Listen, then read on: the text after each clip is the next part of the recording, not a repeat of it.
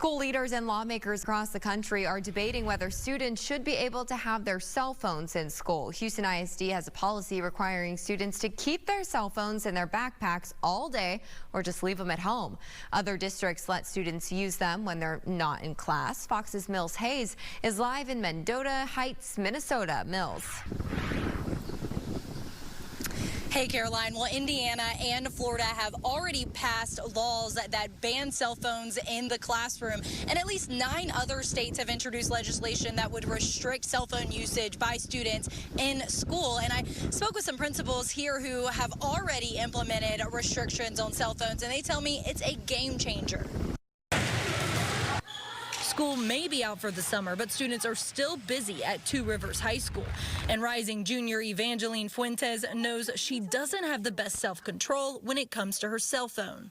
First day of school, we went over a new phone policy, and it's your phone is not allowed to be out from bell to bell. And if the phone is out, it goes to cell phone jail. It's good to talk to people and not have the pressure of being on your phone. Fuentes is a part of her school's digital well-being club and says she knows social media can be harmful. I have Snapchat and I have Instagram.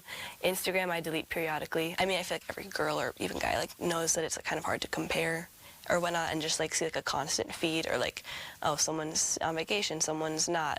These students can have their phones out at lunch, but across the metro at Maple Grove Middle School, it's much more strict. We have about 550 students per grade. From 8:10 to 2:40 is our school day, so students aren't allowed to have the phones out at all for any reason. Otherwise, it does get taken away. I've had a handful of teachers come to me unsolicited and said, gosh, I've noticed that there's a lot less kids failing this class. Some schools across the country require students to lock their phones away in a pouch. I would myself organize to make sure that doesn't happen. Kulia Pringle represents thousands of parents. She says they do want schools to limit phone usage, but not get rid of them entirely. God rest the souls of those who were involved in mass shootings. Kids were able to call them and let them know either they were okay or not okay.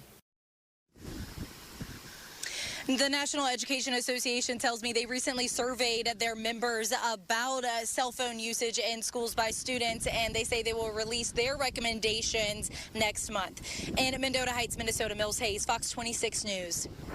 All right, Mills, thank you.